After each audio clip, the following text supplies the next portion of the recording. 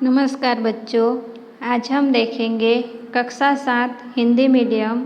विषय है सामाजिक विज्ञान और इसमें चौथा पाठ है राजपूत युग, वो आज हम देखने वाले हैं।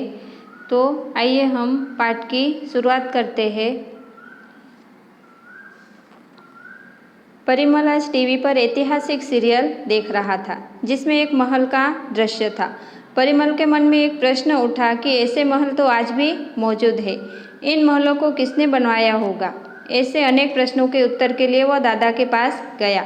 दादा ने उसे निम्नानुसार जानकारी दी कि यहाँ पर राजपूत युग के बारे में हमें पढ़ना है। तो यहाँ पर ये जो परिमल है वो टीवी देख रहा था और इसमें ऐतिहासिक सीरियल देख रहा था। तो उसने वहाँ पर महल का दृश्य देखा तो उसके मन में प्रश्न उठा कि ऐसे महल तो आज भी मौजूद है, तो फिर इन महलों को किसने बनवाया होगा, ऐसा प्रश्न इसके मन में उठता है। और वह ऐसे प्रश्न अपने मन में लेकर वो अपने दादाजी के पास जाता है और उन्हें पूछता है। तो दादाजी उन्हें क्या उत्तर देते हैं वह देखते हैं हम।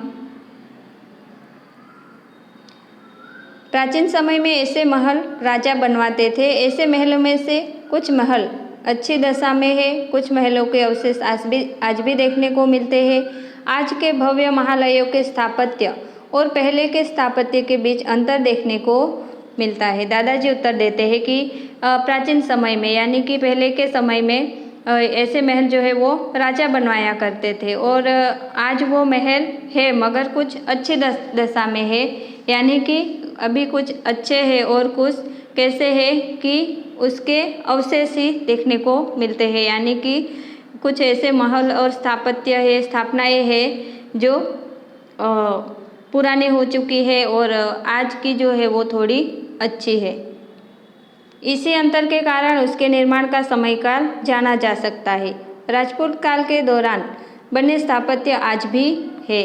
उनके विषय में जानने के लिए हमें भारत के राजवंशों के बारे में जानकारी होना जरूरी है। आइए हम भारत के मुख्य राजवंशों के विषय में जानकारी प्राप्त करें कि हम अगर इन सब स्थापत्य और महलों के बारे में जानना है तो हमें कहाँ से शुरुआत करनी पड़ेगी कि ये जो बनवाया है वो किसने बनवाया है और कौन से समय में बनवाया है। ये सब जानने के लिए हमें क्या करना पड़ेगा कि ये सब जो महल है वो राजा जो होते थे वो बनवाया करते थे, तो पहले हमें उनके बारे में जानकारी प्राप्त करनी होगी।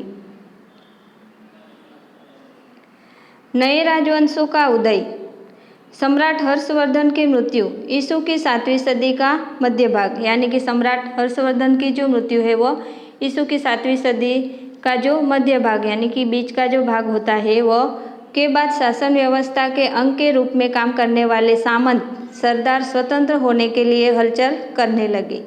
ये सामंत और सरदार स्वतंत्र शासक बन गए जो अलग अलग राजवंशों के नाम से पहचाने गए। कि ये राजा सम्राट जो है वो सम्राट हर्षवर्धन की मृत्यु 7वीं सदी में के मध्य भाग में हुई। उसके बाद शासन व्यवस्था के अंग के रूप में काम करने वाले कौन थे? तो सामंत सरदार स्वतंत्र होने के लिए वो हलचल यानी कि कुछ जो काम है वो करने लगे। ये सामंत और सरदार स्वतंत्र शासक बन गए जो अलग अलग राजवंशों के नाम से पहचाने गए। यहाँ पर एक नक्शा दिया गया है और यहाँ पर लिखा है कि नक्शा में दिखाई देने वाले राज्य आज किस नाम से पहचाने जाते हैं। वे राजपूत युग के किस राज्य में आए हुए हैं, उस समय के किस राजवंश के क्षेत्र में आपका वर्तमान क्षेत्र आता था। तो यहाँ पर नक्शे का भी अभ्यास करना है और अच्छे से उसे देखना है।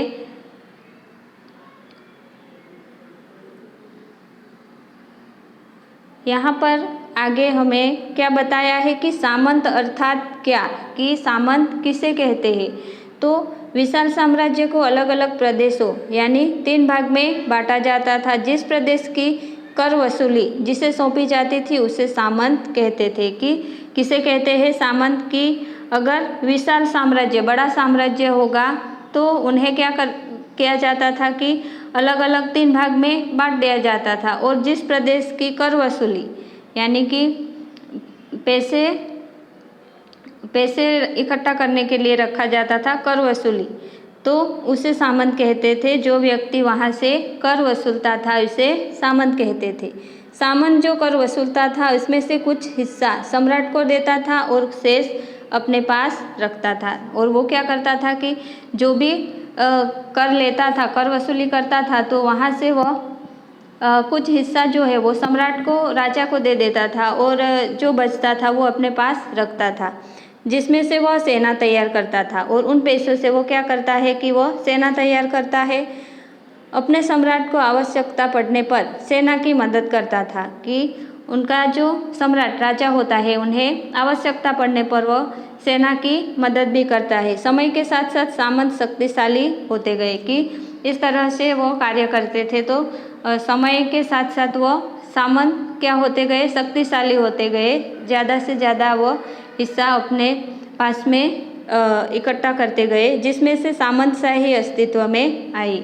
कि इसके कारण क्या हुआ कि धीरे धीरे वह ज़्यादा शक्तिशाली हो गए और बाद में क्या होता है कि बाद में सामंतशाही अस्तित्व में आती है कि उनकी सामंतों की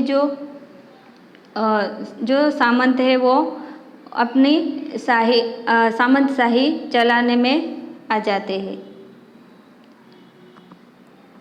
7वीं सदी के अंत में सम्राट हर्ष के साम्राज्य की राजनीतिक शक्ति की एकता टूट गई। सामंतशाही शक्तियों का उदय हुआ और भारतवर्ष अनेक छोटे बड़े टुकड़ों में बंट गया। क्या हुआ कि 7वीं सदी के अंत में सम्राट हर्ष है तो उसकी राजनीतिक शक्ति की जो एकता थी वह टूट जाती है और सामंतशाही शक्तियों का उदय हो जाता है और भारतवर्ष क्या हुआ कि छोटे बड़े टुकड़ों में बंट जाता है। देश में अनेक राजवंशों का उदय हुआ कि इसके कारण अलग अलग टुकड़ों में बंट जाता है, तो देश में अनेक राजवंशों का उदय हो जाता है, जिसमें उत्तर भारत में गुर्जर, प्रतिहार, पाल, चालुक्य, परमार, चौहान और दक्षिण भारत में पल्लव, राष्ट्रकूट, कल्याणी के चालुक्य, चेर, पांड्य, चोल मुख्य शासक थे। तो इस तरह से अलग अलग हिस्से में बंट जाने से ऐसे जो शासक है वो मुख्य शासक बन जाते हैं। 8वीं से 12वीं सदी के समयकाल को पूर्व मध्यकाल कहते हैं। पूर्व मध्यकाल के मध्ययुगीन शासकों को 2 भागों में बांटा जाता है कि पूर्व मध्यकाल जो है वो मध्ययुगीन शासकों को 2 भागों में बांट दिया जाता है, उत्तर भारत के राज्य और दक्षिण भारत के राज्य। इस तरह से ये 2 भागों में बंट जाता है। अब हम आगे देखते हैं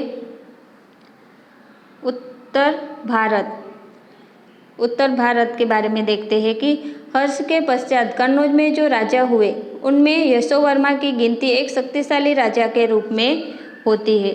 उसके बाद के समय में कन्नौज में प्रतिहार वंश के शासक की स्थापना हुई।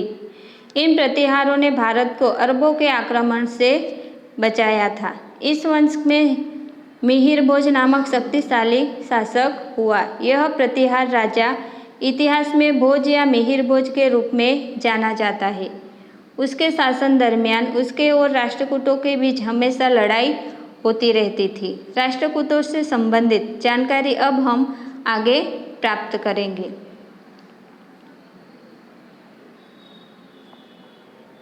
मालवा में परमार वंश का शासन था। उज्जैन और धारानगरी मालवा के मुख्य शहर थे। धारानगरी अर्थात वर्तमान मध्य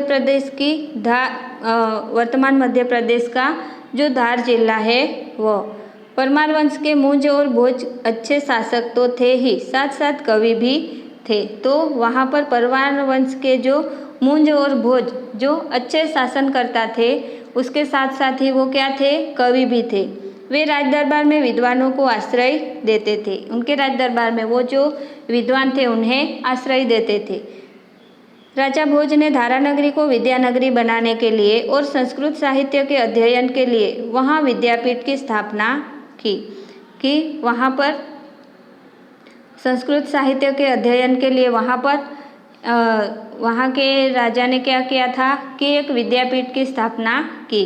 इस समय अनेक स्थापत्य बने। परमार और दक्षिण के चालुक्यों के बीच निरंतर लड़ाई चलती रहती थी। भोज के बाद मालवा की सत्ता कमजोर पड़ गई।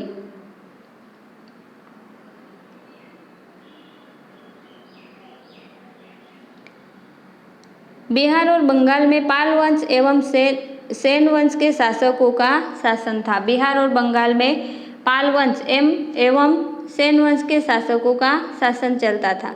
पाल वंश के शासकों के नाम के बाद पाल जुड़ा होने से वे पाल वंश के शासक कहलाए। कि क्या है कि यहाँ पर उनके पाल वंश के शासकों के नाम के बाद पाल जुड़ा होने से वो पाल वंश के शासक कहलाते हैं। अपने शिक्षक और पुस्तकालय की सहायता से पाल वंश के शासकों के विषय में जानकारी प्राप्त कीजिए। चौहान या चाहमान वंश के अनेक राजपूत सरदार राजस्थान के विविध भागों में ईस्वीसन 7वीं और 8वीं सदी में राज्य करते थे।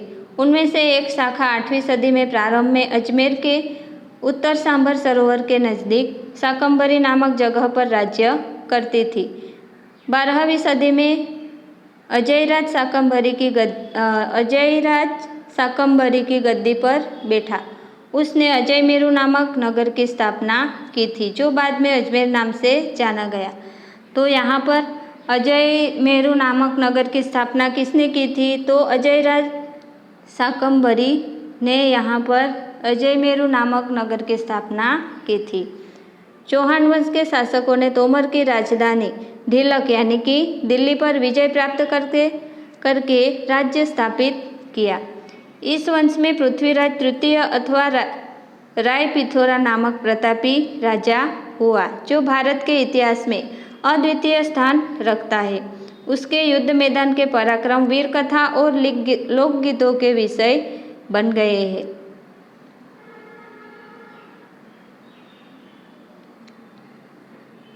चंद बरदाई नाम के विख्यात कवि ने अपने प्रसिद्ध महाकाव्य पृथ्वीराज रासो में पृथ्वीराज चौहान की वीर कथाओं का उल्लेख किया है। तो पृथ्वीराज रासो ये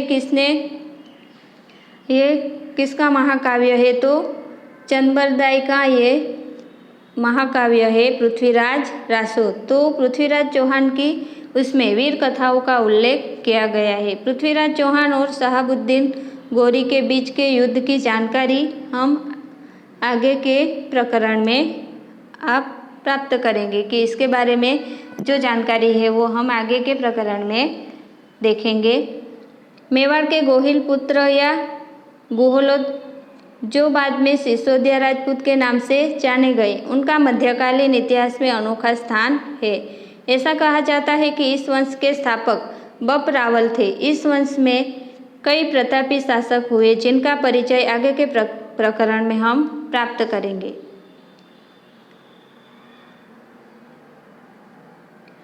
राजपूत काल दरमियान मध्य प्रदेश में नर्मदा नदी के दक्षिण जबलपुर के आसपास के प्रदेश में चेदी वंश के शासक राज्य करते थे, जो कलचुरियों का चेदी राज्य कहा जाता था। उनकी राजधानी त्रिपुटी यानी कि वर्तमान में हम तेवार कहते हैं में थी। मध्यकाल में गुजरात के अणहिलवाड़ पाटण में राजवंश का चावड़ा वंश और उसके पश्चात सोलंकी वंश का शासन था, जिसकी जानकारी अब आगे के प्रकरण में हम प्राप्त करेंगे। अब है दक्षिण भारत के बारे में। तो राजपूत काल दरमियान दक्षिण भारत में कई छोटे बड़े राज्य स्थापित हुए। कि राजपूत काल में दक्षिण भारत में कई छोटे बड़े राज्य स्थापित हुए थे। तो पुलकेशी द्वितीय की मृत्यु के पश्चात उसके विशाल साम्राज्य का अंत हुआ और चालुक्य वंश छोटी छोटी शाखाओं में बंट गया। चालुक्य वंश में कई शासकों का शासन उल्लेखनीय था। दक्षिण भारत के राज्यों में पल्लव वंश और चोल वंश का भी समावेश होता है। पल्लव वंश के राजाओं में नरसिंह वर्मा को शक्तिशाली शासक माना जाता है। पल्लव वंश के शासन में अनेक निर्माण कार्य हुए हैं। कांची का जो कैलाशनाथ मंदिर है उसकी गिनती उसमें होती है। इस समय के शासक साहित्य और कला के प्रेमी थे। पल्लव वंश की तरह दक्षिण में चोल वंश का भी शासन था। उनकी राजगद्दी तांजोर थी। चोल वंश के राजाओं ने सिलोन यानी कि लंका पर चढ़ाई की थी और उसके कई भागों को कब्जा कर लिया था। चोल वंश के शासकों के पास शक्तिशाली नौकादल था, जिसमें वे समुद्र पार के देशों पर चढ़ाई कर सकते थे। राजराज प्रथम ने राज्य प्रशासन की सुंदर व्यवस्था की थी। उसने जमीन पर्सियन और स्थानीय स्वराज्य की शुरुआत भी की थी।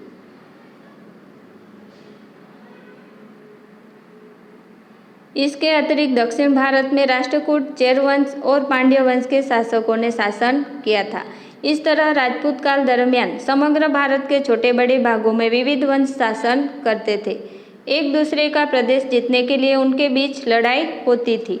इन आपसी लड़ाइयों के कारण उनके बीच एकता नहीं थी, जिसका बाहरी आक्रमणकारियों ने लाभ उठा लिया कि यहाँ पर छोटे बड़े भागों में विविध वंश शासन करते थे, तो एक दूसरे का क्या करते थे, प्रदेश जीतने के लिए उनके बीच में हमेशा लड़ाई होती रहती थी। तो इन्हीं आपसी लड़ाइयों के कारण उनके बीच में एकता नहीं रही थी। तो इसका फायदा कौन उठाता है कि बाहरी आक्रमणकारियों ने उनका फायदा उठा लिया। और राजपूत काल की शासन व्यवस्था और उस समय की सभ्यता एवं संस्कृति संबंधी जानकारी हम अगले प्रकरण में पढ़ेंगे। यहाँ पर हम थोड़ी सी जानकारी प्राप्त कर लेते हैं कि मध्यकालीन राजपूत वंश के शासक कश्मीर में उत्पल वंश के शासक राज्य करते थे। कामरूप, असम में सालम, हर्जर वर्मा, वनमाल वर्मा जैसे शासकों का राज्य था। प्रतिहारों में नागभट्ट प्रथम, देवराज, मिहिर भोज, महेंद्रपाल जैसे राजा हो गए। गांधार में शाहिया वंश के शासक राज्य करते थे। बुंदेलखंड में चंदोला का शासन था। शुरुआत में ढिल्लक यानी कि दिल्ली में तोमरों का शासन था।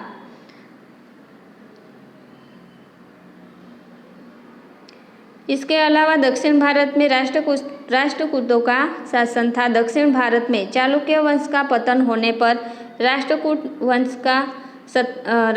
वंश जो है वो सत्ता पर आता है। राष्ट्रकूट का अर्थ है राष्ट्र या प्रांत का बड़ा अधिकारी जो होता है वह। ऐसा माना जाता है कि राष्ट्रकूट वंश का स्थापक उस जाति का कोई एक अधिकारी था और उस पर से उसका नाम राष्ट्रकूट पड़ा होगा। इस वंश में अनेक शासकों में गोविंद तृतीय नाम का शक्तिशाली शासक हुआ था। उसने 8वीं सदी में दक्कन में अपनी सत्ता सर्वोपरि बनाई थी। दक्षिण में पांड्य वंश के शासकों का राज्य था। पांड्य राज्य अत्यंत प्राचीन माना जाता है। मेगस्थनीज नामक विदेशी यात्री ने पांड्य वंश के शासकों के विषय में लिखा है कि इस जाति का शासन स्त्रियां करती थी। अशोक के शिलालेख में पांड्य का उल्लेख मिलता है। तमिलनाडु में इस समय मदुरा और तिरुनेलवेलिन जिला है, वहीं पांड्य राज्य था। दक्षिण में चेर वंश का शासन था। चेर का दूसरा नाम केरल है।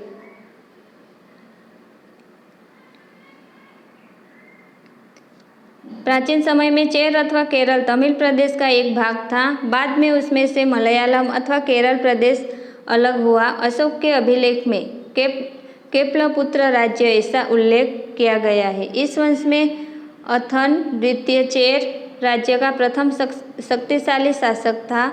इस वंश में सेतुंगवन नामक शक्तिशाली शासक हुआ था।